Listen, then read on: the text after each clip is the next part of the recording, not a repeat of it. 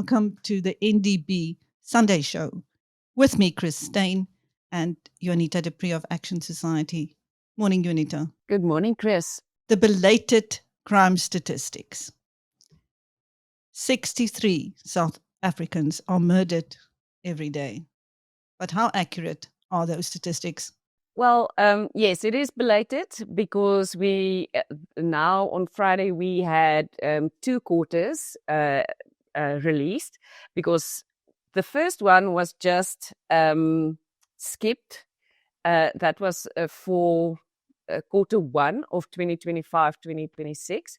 And I think there was no explanation given, but we can assume it was because of the big corruption thing that was what's going on, and Nkunu being placed on leave. So now we had quarter 1 and quarter 2 on Friday. Yes, the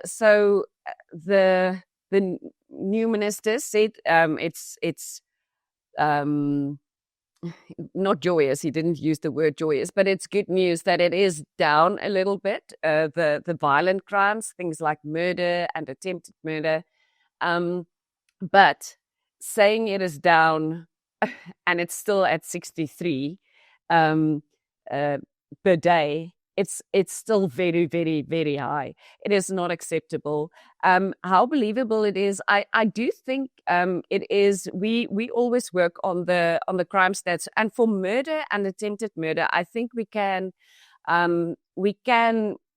believe those stats because it is the police are involved when somebody is murdered. So those ones, yes. But if we look at the sexual offences and rape, which is increased again, like it is every quarter, then I don't know how believable that is, because people just don't go to the police anymore, or not everybody goes there because they don't want to go through the long process that we know is a reality.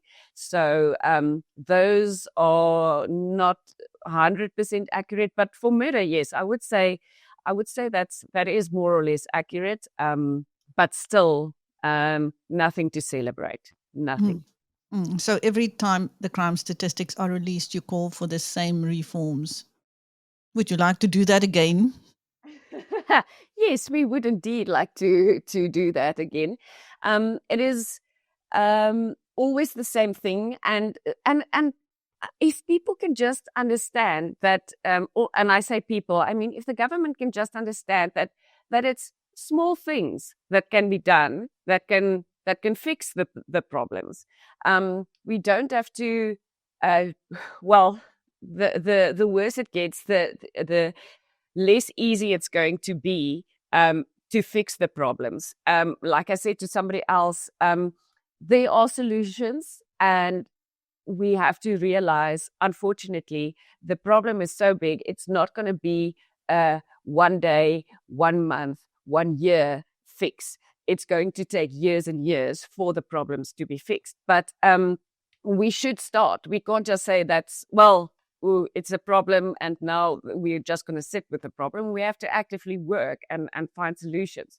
So just some of the things that we continue saying is that if we focus on children, we can say there should be integrated case management system for child protection, because they get lost in the administrative gaps, and it's such a long process, and there are so many places where the case can just not come to fruition.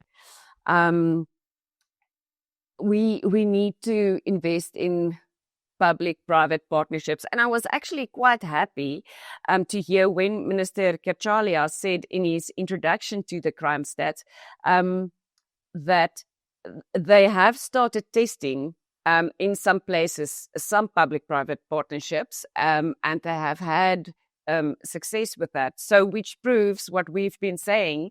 But now let's do it in a more structured way. Let's do it in a bigger way.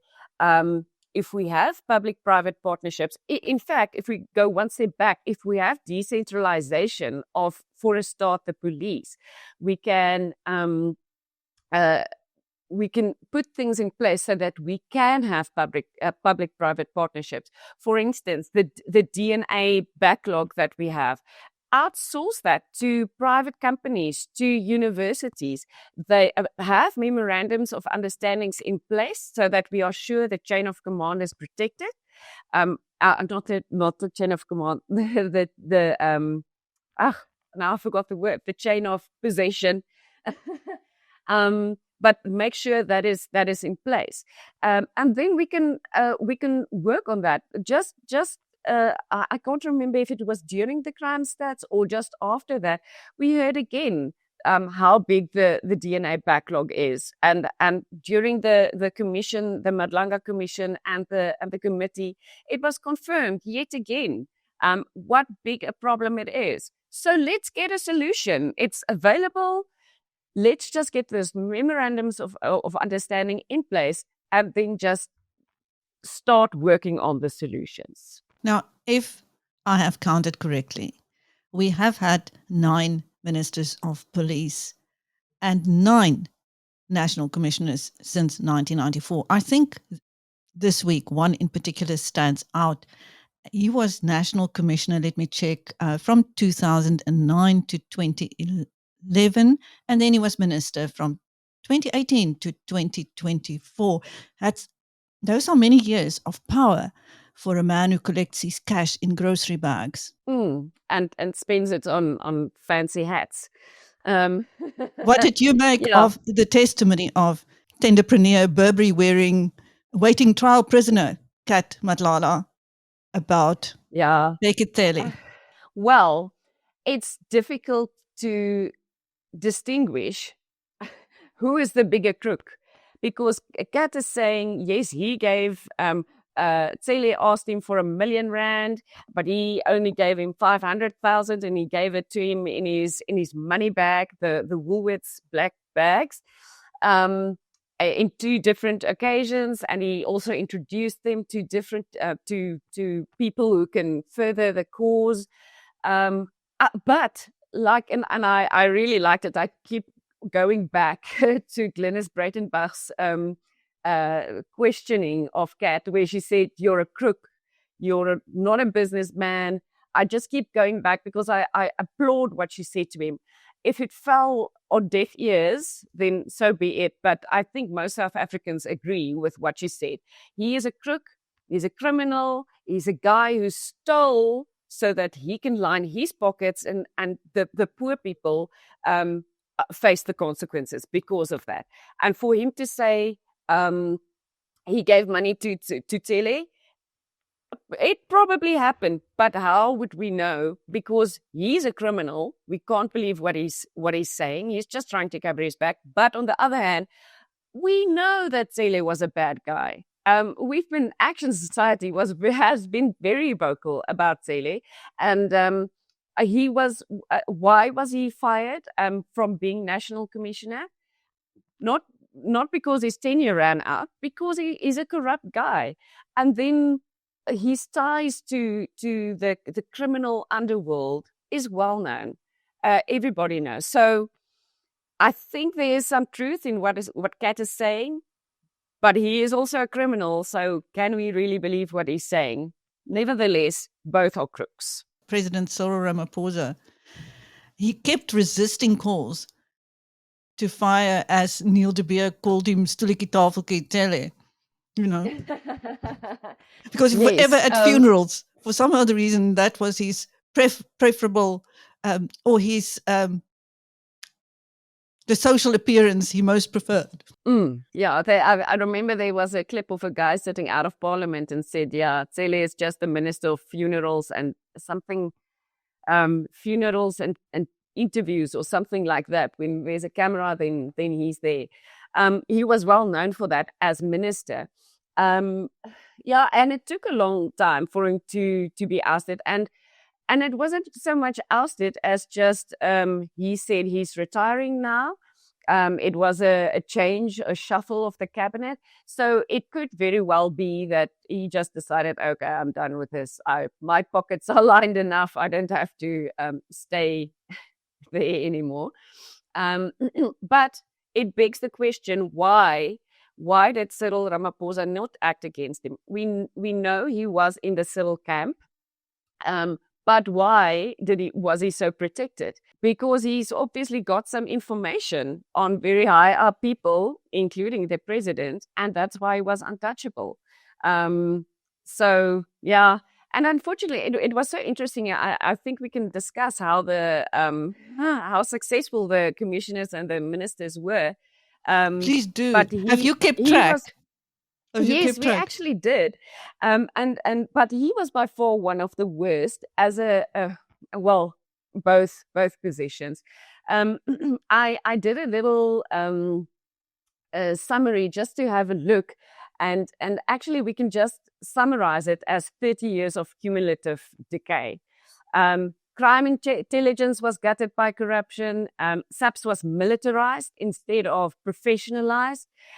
Stations across South Africa became hollowed out. DNA forensics collapsed repeatedly, and Cele played a very big role there. Political interference became normal, and then they lost the public trust. It's still not. It's going to take a long time before we have that trust back, if we do, because there needs to be big changes before we can start the process of fixing the trust in the police. But it's terrible, the track record of the past 30 years. I asked ChatGPT when I put all the data in, I said, so do you think South Africa, you don't have to be objective, be really honest. And I said, what do you think about the track record? What does it say about South Africa's safety? And the answer was, the track record is objectively terrible, not because policing is impossible, but because leadership has been catastrophic for long stretches. Most democratic countries have professional police chiefs, non-political appointments, strong oversight, decentralized policing, stable intelligence structures. South Africa had commissioners convicted of corruption, ministers fired for corruption, boards of inquiry, political purges, factional battles, cover-ups, and policing policies that changed with every factional fight. That's a very nice summary of what we've had for the past 30 years. And then I also looked at how damaging they were. And I looked from the early 90s to up to now. And from that, there's only a handful that was some semblance of being good and didn't bring damage to South Africa. So the good ones, or relatively positive, is George Fivers. He was a national commissioner, and he was the only national commissioner to leave without a scandal in the past 30 years, which is really bad. If you just only one, that's terrible. And then Steve Twitter, he was, and we're saying mostly positive. He played a big role in professionalizing visible policing, which is important, and stabilizing the SAPS morale. But that was back in 1999, 2002. That's a long time ago. And the negative thing about him that if you do research that comes out is that, and for me it's not really, in hindsight, is it really negative? There was plot allegations against Ramaphosa, Segwale, and Posa, which damaged his reputation. But if in hindsight, how much truth was in there? If we now look at what is going on in the country and the allegations being made. And then we can't really measure him yet, but this is the top three that we have. And actually the only ones that comes out, if you measure them like that, is Firoz Kachalia. But he's only been in the job for a short time, but he's not had time to do anything bad yet. So we're happy about that. But he does have a a reputation for being pro-rule of law, anti-corruption. He's got a clean reputation. So I am hopeful that he points us in a good direction. And what I've heard of it, he doesn't speak often. And I think maybe we're just so used to ministers being like at any interview opportunity and any funeral, wherever there's a camera. He doesn't say a lot, Kachalia, but when he speaks, you can hear there's thought going into it, or thought went into it, and it makes sense what he is saying. So I'm keeping, I think most people are keeping an eye on him, and we want to see which direction is he going. And so far, it looks good.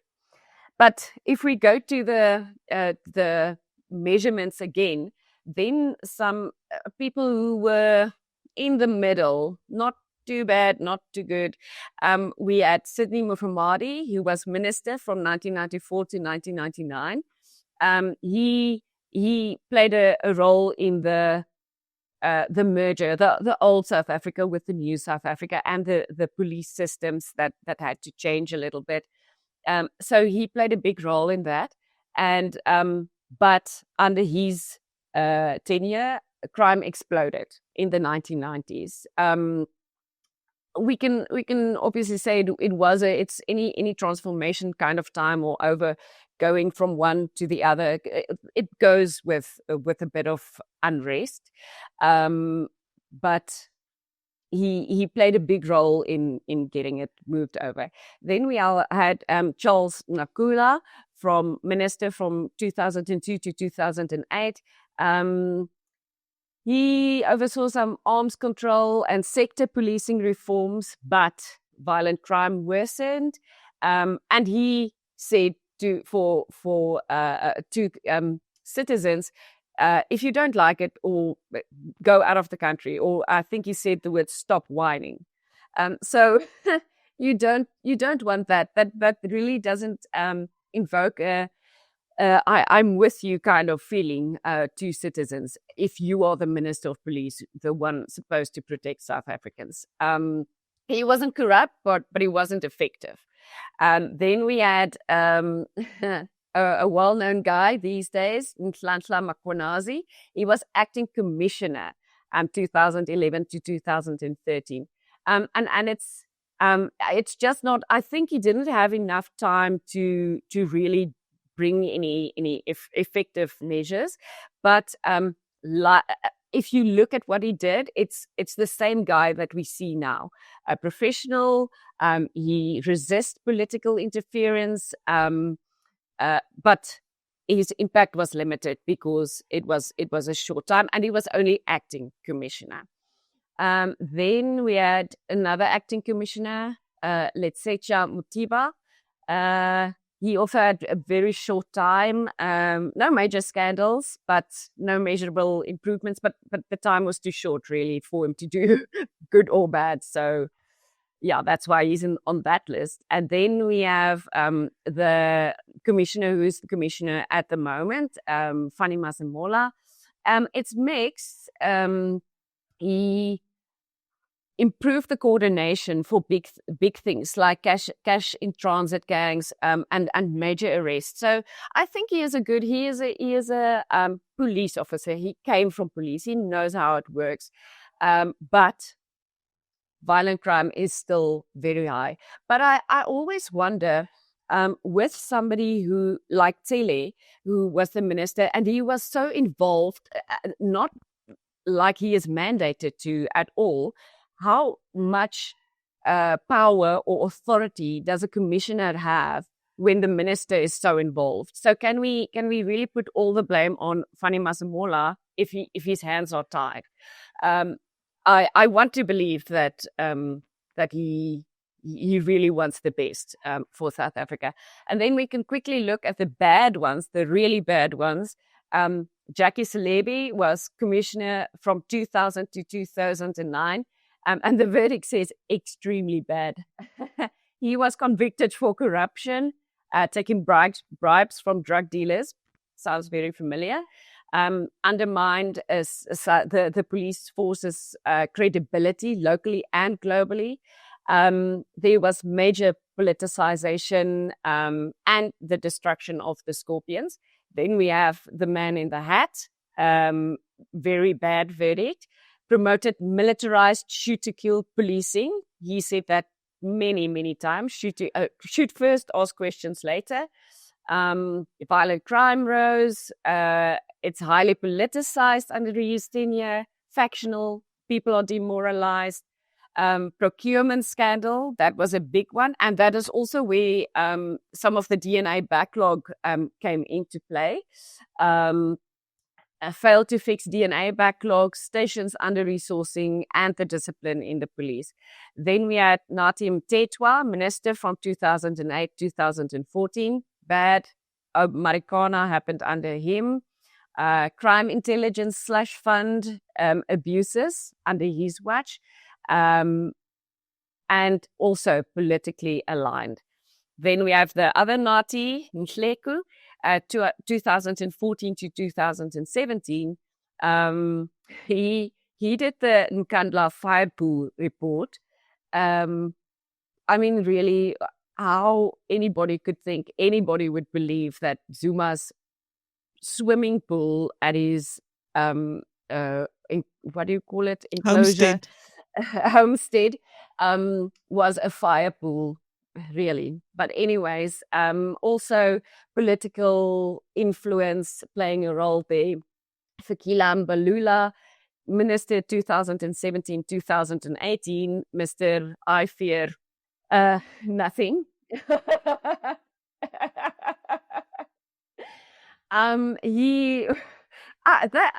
He seems like a guy who just says whatever he wants to. He doesn't think about anything. Just the first thing that pops into his mind, he says, and he puts it on X, Twitter X.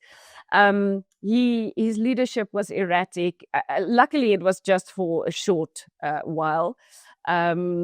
He went to Dubai with through private companies that funded him. He destabilized the SAPS in a short little time that he was there. Then we had Ria Piega, which she was a disaster, 2012-2015. Also Marikana, Farlam Commission found she misled the inquiry, so she lied.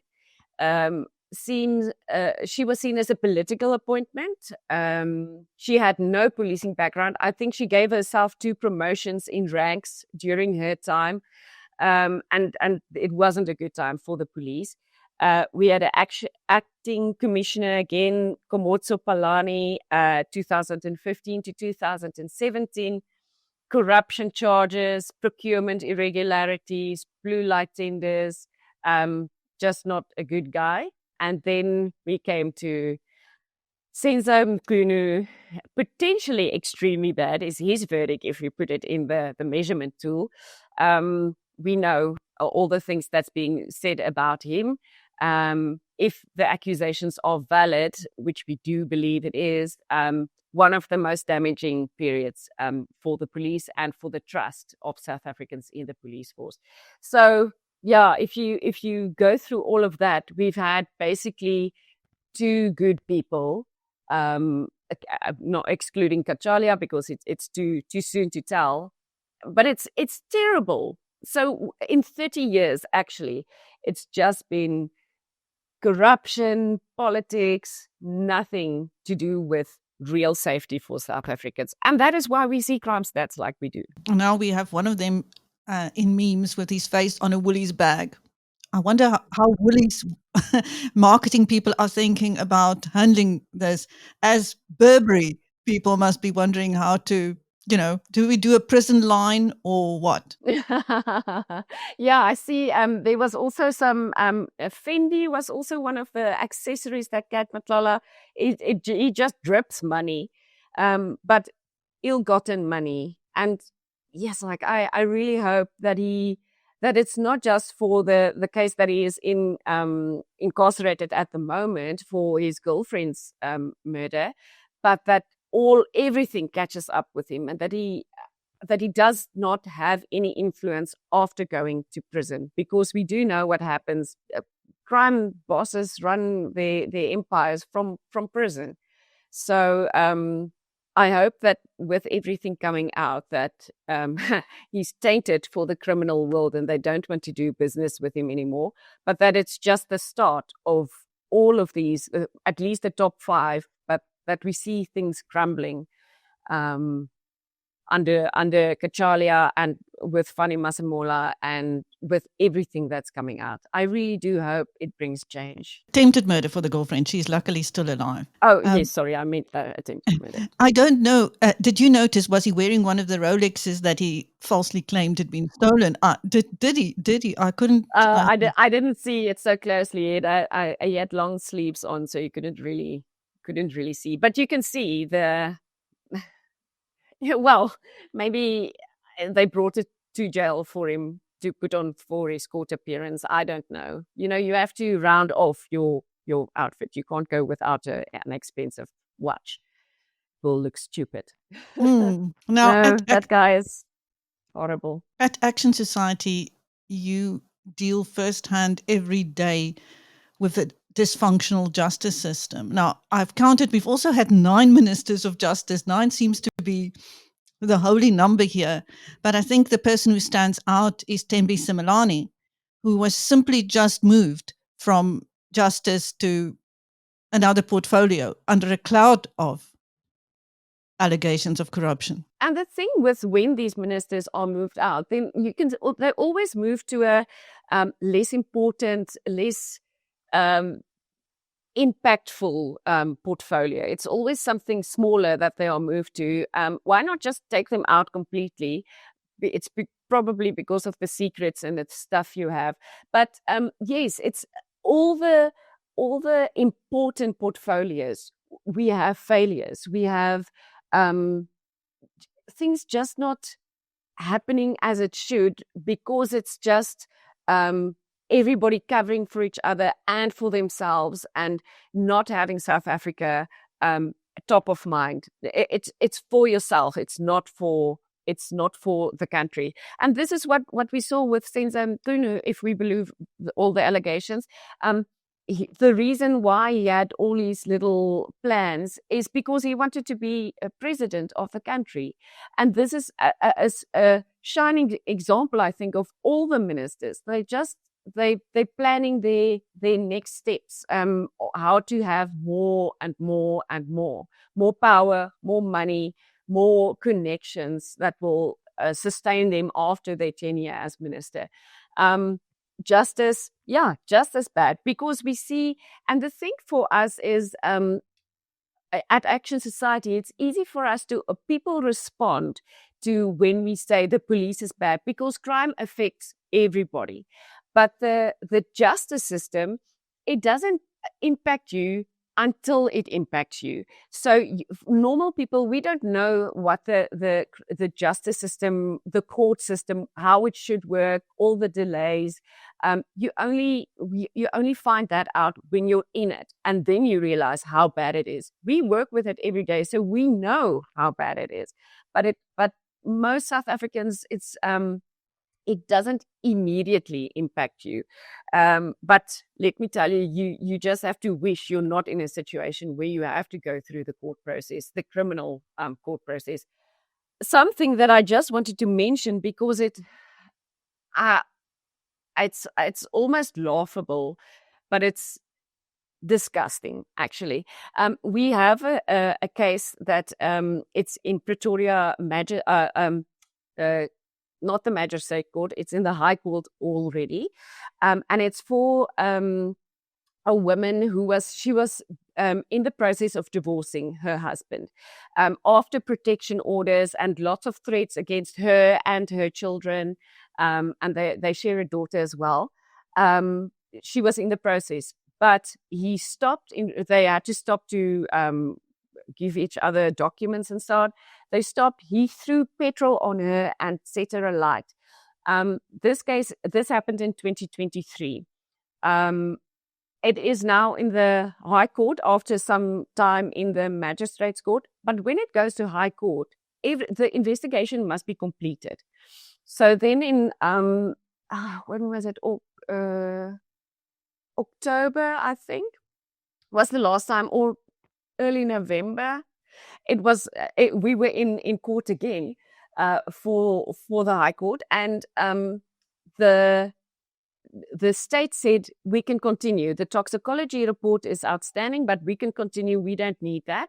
Our case is strong enough without it. But then the defense said, no, we really want the toxicology report. We can't continue without it. And the judge, I was really, we all sat there and looked at each other because we've never seen something like that in court. She said, okay, why is the toxicology report not available yet? And they explained because of the investigation, the backlogs we have, and so on and so forth. And she said, well, call the doctor right here in court, call the doctor who asked or commissioned the toxicology report, and ask them how long it's going to take. So in court, the prosecutor had to sit and call, and he put it on speakerphone, and she said, oh, give me the phone. And she kept it on speakerphone, and she asked the person, okay, how long can we have it within a week? And I was so impressed with this judge just taking, saying enough is enough, let me take control here. But then she was sick for they said, yes, within a week. She was sick the next appearance, and the day after, the tox report was not ready. So unfortunately, but I was still so impressed with how she took control. Fast forward to this week, we heard about we heard about a minister, not a minister. Sorry, let me just pause this. It went on by accident. I just want to put it on silent. We heard about a judge that was arrested, a Pretoria High Court judge, and turns out it's that judge. So now we don't know how long will our case continue, because it was postponed to, I think it was March next year. So now this case is not going to continue, but she and her son is on, they were arrested for 19 counts of corruption, of influencing cases. So this is the legal people, the high ups that we have representing. And again, it's the same as in the police. It's not everyone that is like that. It is just some of them, and they give a bad name to all of the other ones. Because now we think, oh, but she did it. Are the other ones also doing that? No, there is much speculation about a certain other judge, whose controversial decisions make for much debate. But we'll still hear more at the commission and at the Ad Hoc Committee, I'm sure. Now, an Ad Hoc Committee member was kidnapped, robbed of his devices, and a substantial amount of money. That was MP Vushi Shongwe. Don't you think it's time that the Ad Hoc Committee members get special protection, considering the threats some of them are getting? I really think so, because they're getting close to truths. And this is why things like this is happening. And it is I think it is a real threat. We've seen what happens to whistleblowers. So now we see all of these things happening, and it's not the same as Brian Mogotsi shooting his own car and saying, I fear for my life. This is real threats. People are nervous, and they will act on their threats. And this is what we're starting to see. I really think we should protect these people. They are in danger. Definitely. I don't know if you share this feeling with me, but some people have acted for many years as if though they are completely untouchable and so powerful that they could threaten and intimidate anybody. But I'm getting a sense now of people being put in corners and becoming panic-stricken and acting like they are scared and in despair. So I think this could be very dangerous for some. Yes, because I think we've mentioned it before, all the alliances are now broken, and nobody knows who am I in bed with? Who got out of the bed without me knowing? And somebody else got in. So yeah, it's I think it is very confusing for people, and that is because they don't know who is on their side anymore. Now they have to start making threats and making sure that they protect themselves. So that creates even more danger, because it could be unfounded doubts or concerns that they have, causing them to act, and it makes it even more dangerous, because I want to say that the criminals are now unstable, but they are unstable people, but even more so now. And where it gets dangerous is the ones who are not known criminals. They are not businessmen like Cat Matlala. It's the people who's in the forefront, who's putting up the face of somebody who's doing good, and actually on the back end they are just as big. Worse like criminals somebody was saying to me that there are people who are seeing their whole worlds falling apart, their empires crumbling, and there are some big names, I understand, that we will have difficulty believing. So we're looking forward to the rest of the testimony. Yeah, at this stage, it's it comes out, and I don't think anybody gasps for air anymore when we hear these names, because it's just and when I speak to other people, when we speak about it, it's like it's not news, it's not surprising when we hear these allegations, when we hear these the proof, but it's still, I almost don't want to believe it, but I have to believe it, because we see the proof, we see the results of everything that was happening. But everybody knew it was bad. Now it's just proving, yes, it was really as bad as we thought, and worse. And just about the proof, I wanted to say that when Mary Haas, okay, I'm happy that they really told her, you can't just come here and say things.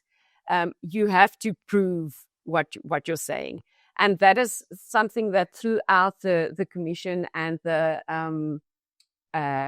committee, I kept saying, it's powerful bombs being dropped, but we need to see the proof of what is happening. Same thing now with Cat. He can say, I had the bag, but the one guy who says was with him, he's now dead. So how do we know it really happened?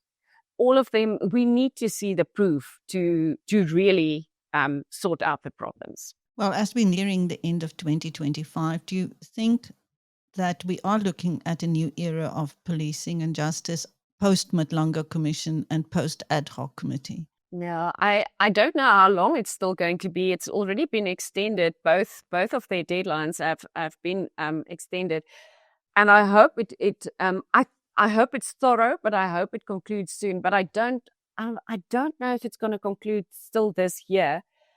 But when it concludes, I really I believe there's a change in the air. I think we have more competent people now, people who believe in what they are doing. If we look at Minister Cele, and with the help of Fanny Masemola, I do think there are changes coming. And it, like I said, when Cele said they've already seen success with investment in public-private partnerships, they are speaking.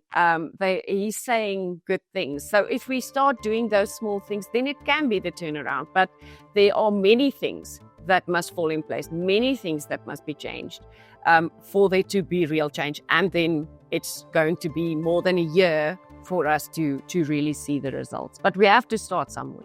Thank you. That was Juanita of Action Society on the NdB Sunday Show with me, Steyn. Thank you. Thank you, Chris.